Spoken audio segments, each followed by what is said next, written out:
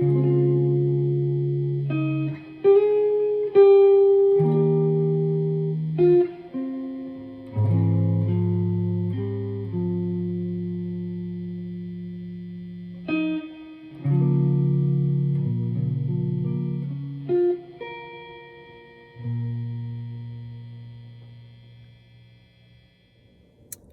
everyone, I know it's been a little while, but I just want to come back once again.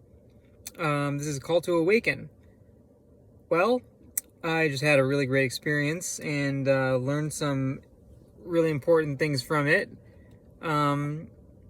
Just kind of happened. I went out on a hike and went pretty far up there, and then I did my my breath work.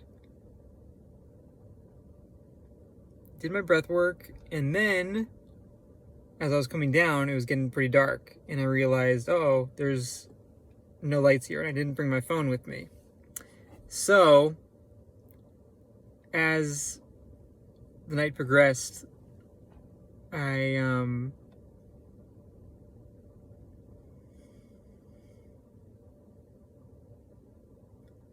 realized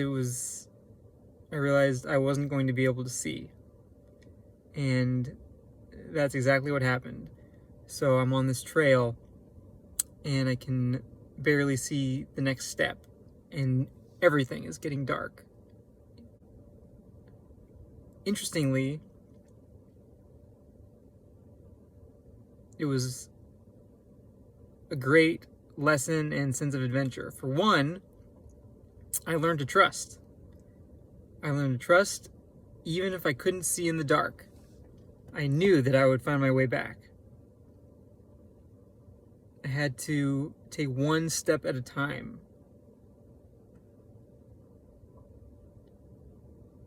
I couldn't go beyond that one step.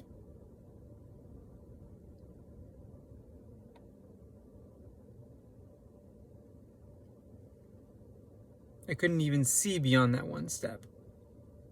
And so it put me in a position to trust. Generally, we tend to think we can just see the whole path and be like, all right, I can plan ahead. I know exactly where I'm going. In this case, I had no idea where I was going. In fact, it all got so dark, and it was through a canyon. Like it was like a weaving canyon kind of trail. And in some parts of it, the trail like disappeared a little bit, and I literally had to watch my steps and make sure I stayed on the trail because I really couldn't see. And this was like probably over a mile and a half of this.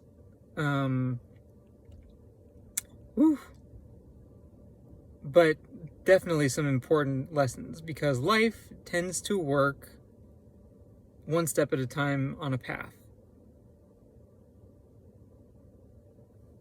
You start, whether it is a piece of music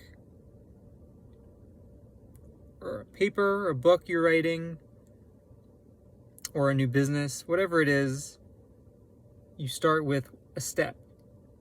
The universe brings you their next step or its next step, and then you respond. And that's path working. I'm realizing more and more. Of course, working out all the old ways of thinking I can just plan it all out and it's all going to be just go right to plan. Yeah, that always works. Well, some people try that. And I have news for you. That is an element of control, which is what most of our minds are doing these days. And we've seen how that's turning out. Not really realizing that there is another force at play, and that when we work with that, it responds to us. And so I learned that I can get where I'm going, wherever that may be, even if it's nowhere really, which is, of course, we're not going anywhere really. But for the sake of this very important conversation,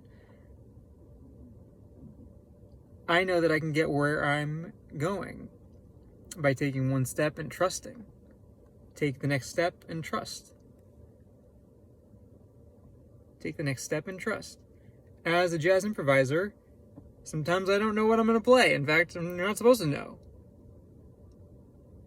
But I can start somewhere and listen for the next idea to come. Or I can write a piece of music and start it out and then just listen for the next thing. I don't need to act so rambunctiously or so quickly. I can wait for it to come to me and trust that it always does.